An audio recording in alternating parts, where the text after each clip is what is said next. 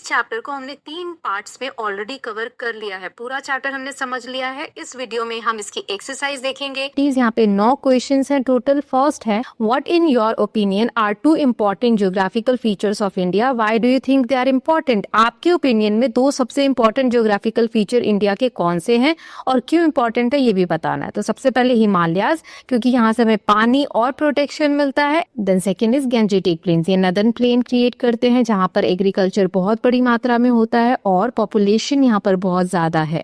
These are the important because they shape India's climate, river and economy. Second is, what do you think India might have looked like if the Himalayas did not exist? Write a short note or sketch a drawing to express your imagination. India कैसा होता अगर हिमालय नहीं होते तो। कुछ इस तरीके का दिखता है, ये बुक में आपको दिया हुआ है, ऐसा आप स्केच कर सकते हैं। अगर देखने में हो तो ऐसा दिखता। Then without the Himalayas, cold wind from Central Asia would enter India, making it much colder and drier. ऊपर वहाँ बहुत ठंड होती है सेंट्रल एशियन पार्ट में, वहाँ से ठंडी हवाएं इंडिया में आती। अगर हिमालय नहीं होते तो हवाएं इंडिया के अंदर वाले पार्ट्स तक आ सकती थी, जिसकी वजह से इंडिया बहुत ठंडा रहता है। जैसा अभी है वैसा नहीं है। जैसे रशिया में हम देखते हैं क्लाइमेट होता है ना, वैसे ही बहुत ठंडी जगह इंडिया भी होती है और शुष्क रहता। There would be no large river like Ganga और ब्रह्मपुत्र। जब हिमालय नहीं होते तो हो सकता है ये जो बड़ी बड़ी नदियां हैं गंगा ब्रह्मपुत्र, ऐसी नदियां नहीं होती, क्योंकि कहाँ से ओरिजिनेट होती हैं, हिमालयन माउंटेन रेंजेस से, है ना। Then India has been called a mini continent based on what you have read, why do you think this is so. जो भी अभी तक आपने पढ़ा उस बेसिस पे बताना है कि इंडिया को मिनी कॉन्टिनेंट क्यों कहा जाता है। India has mountains, plains, desert, plateau, coast and islands, such varieties like a whole continent within one country. एक ही कंट्री में हमें सारी चीजें देखने को मिल जाती हैं, चाहे वो आइलैंड हो, प्लेन हो, डेजर्ट हो, प्लेट्यू हो, कोस्टल एरिया हो, है ना। तो सारी विविधता ये दिखाती है कि एक ही कंट्री में सारी चीजें आ गई, इसलिए इसको मिनी कॉन्टिनेंट कहा जाता है। Now follow one of the India's big river from where it start to where it meet the ocean. What are the different ways in which people might utilise this river along its journey, discuss in group in your class. अब एक कोई सी भी नदी का starting point and point लेना है जहां वो ओशियन से मिलती है। बीच में लोग उस नदी के पानी का क्या क्या यूज करते हैं वो आपको बताना है। जैसे गंगा गौमुख से स्टार्ट होती है और ओशियन से बे ऑफ बंगाल में मिलती है। Then people use it for drinking water, farming, transport, fishing and religious activities. Then next is, why is the southern part of India refer to as peninsular plateau. India का जो southern part है, नीचे का area, उसे peninsular प्लेटू क्यों कहा जाता है, क्योंकि 3 तरफ से पानी से घिरा हुआ है, Arabian sea, bay of Bengal and Indian Ocean.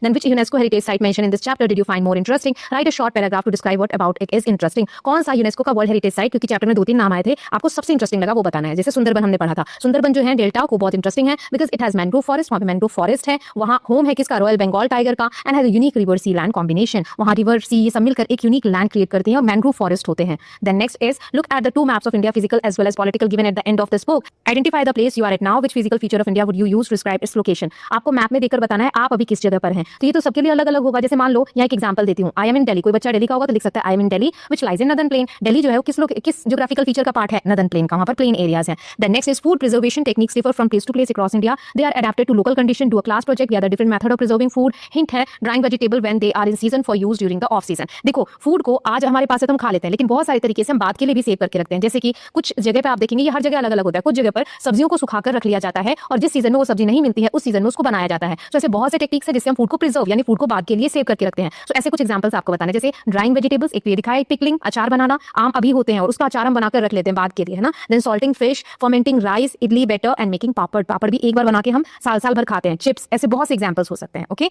Now next is, despite having such different regions, mountains, desert, plains, coast, India remain one country. How do you think our geography has helped unite people. इतनी diversity है geographical feature में, कहीं पहाड़ है, कहीं plane है, कहीं कुछ है, लेकिन फिर भी हम सब मिलजुल कर यूनाइटेड होकर एक कंट्री का पार्ट है। ये कैसे पॉसिबल है, क्योंकि river connect regions, trade routes, trade ideas, festivals and food habits travel across regions and mountains and seas protect the country as a whole. क्योंकि एक जगह से दूसरी जगह पे कल्चर ट्रांसफर होता है। मान लो बिहार से कोई व्यक्ति है, वो जॉब के लिए किसी और स्टेट में जाता है, मान लो गुजरात गया, दिल्ली गया, तो अपने कल्चर को भी तो साथ में ले जाता है। ऐसे ही पढ़ाई के लिए हम कहीं जा रहे हैं, किसी भी तरीके से एक से दूसरी जगह ट्रैवल करते हैं तो हमारा कल्चर ट्रेडिशन भी साथ में ट्रैवल होता है। एक दूसरे के कल्चर ट्रेडिशन को हम जानते हैं और फूड हैबिट्स को अपनाते भी हैं और इन कल्चर्स को, फेस्टिवल्स को, आइडियाज को, इन सबको हम अपनाते भी है ना। तो इस तरीके से हम लोग यूनाइटेड होकर एक ही कंट्री में रहते हैं जबकि इतनी विविधता है। तो सारे क्वेश्चन हो गए बुक के जो भी एक्सरसाइज के थे। अब नोट्स और समरी देख लेते हैं। जो मैंने एक्स्ट्रा नोट्स क्रिएट किए हैं, एक्स्ट्रा तो नहीं, हाँ कुछ पॉइंट्स इंक्लूड किए हैं, बाकी जो बुक का चैप्टर उसको अच्छे से समराइज कर लिया है। ये 8-10 स्लाइड जो भी आपको दिखेंगी, इसमें आप अपने पूरे चैप्टर को रिवाइज कर सकते हैं। चलिए देखते हैं introduction. India 7th largest country है पूरे वर्ल्ड में। इंडियन सब कॉन्टिनेंट में कौन कौन सी कंट्री है? Pakistan, Bangladesh, Nepal, Bhutan, Sri Lanka and Myanmar. India has diverse geographical feature which shapes its history, culture and life. Then हमने पढ़ा था major geographical region of India. कौन कौन से ज्योग्राफिकल रीजन है? तो पहला हमने देखा था हिमालय, ये टॉलेस्ट माउंटेन रेंज है, 2500 किलोमीटर लॉन्ग फैला हुआ है, 3 रेंजेस में डिवाइड होता है। हिमाद्री जिसे ग्रेटर हिमालय कहते हैं, इसमें हाईएस्ट पीक है, स्नोई रहता है। हिमाचल जो लोअर हिमालय है, इसमें मॉडरेट क्लाइमेट रहता है, हिल स्टेशन हमने देखे थे।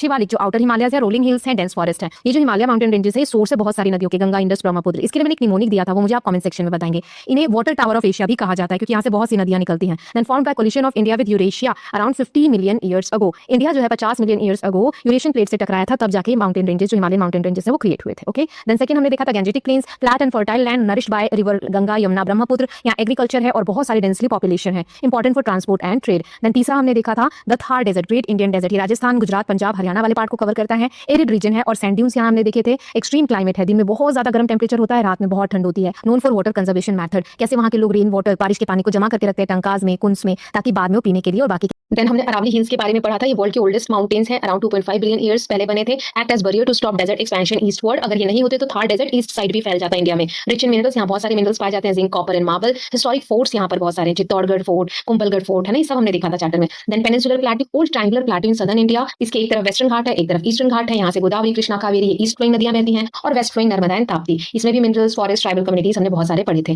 Then coast of India, west coast Gujarat से केरला तक है, यहाँ एस्चुरीज बनती हैं। सिटीज है यहाँ पर मुंबई जो कि फाइनेंशियल कैपिटल के नाम से भी जानी जाती है। ईस्ट कोस्ट में गंगा डेल्टा से लेकर कन्याकुमारी तक फैला हुआ है, डेल्टास बनाती है नदियां। डेल्टास क्या है, क्यों हम वो ट्रायंगल को डेल्टा बोलते हैं, आप मुझे कमेंट सेक्शन में बताइएगा, मैंने लास्ट वीडियो में बताया था। Lakes like Chilika, Pulicat lake. और एक और क्वेश्चन, चिलिका और पुलिकट लेक जो है ये क्या है? समुद्र से कट के एक हिस्सा बनता है जो किसी भी ऑब्स्ट्रक्शन की वजह से अलग हो जाता है, उसको हम क्या बोलते हैं वो आप बताएंगे। ओके, एक हिंट देती हूँ, एल से स्टार्ट होता है वो। देन नेक्स्ट इज आइलैंड्स के बारे में पढ़ा था। 2 ग्रुप ऑफ आइलैंड्स है हमारे पास, लक्षद्वीप आइलैंड, कोरल आइलैंड्स है, और ये आर्किपेलागो है। आर्किपेलागो मतलब कि छोटे छोटे आइलैंड के ग्रुप से बना हुआ है। अंडमान एंड निकोबार ये बे ऑफ बंगाल में है। वोल्केनिक आइलैंड है क्योंकि वोल्केनो के इरप्शन से बना हुआ है। यहाँ पर सेलुलर झील भी है, और बैरन आइलैंड एकमात्र एक्टिव वोल्केनो इंडिया का यहाँ पर है। Right now next is Sundarban के बारे में पढ़ा था। ये वर्ल्ड के लार्जेस्ट मैंग्रोव फॉरेस्ट है, वेस्ट बंगाल और बांग्लादेश का पार्ट है ये यहाँ पर रॉयल बंगाल टाइगर भी पाए जाते हैं। देन नॉर्थ ईस्टर्न हिल के बारे में, मेघालय प्लेटू के बारे में हमने पढ़ा था, जिसमें गारो, खासी, जयंतिया थे। देन हाईएस्ट रेनफॉल चिरापुंजी में हमने देखा था कि होती है। Then known for living root bridges. Then Mawlynnong village जो है वो क्लीनेस्ट विलेज है एशिया का। ओके, सो ये कुछ फैक्ट्स हमने पढ़े थे और इस तरीके से हमने चैप्टर को समराइज कर लिया। अब कुछ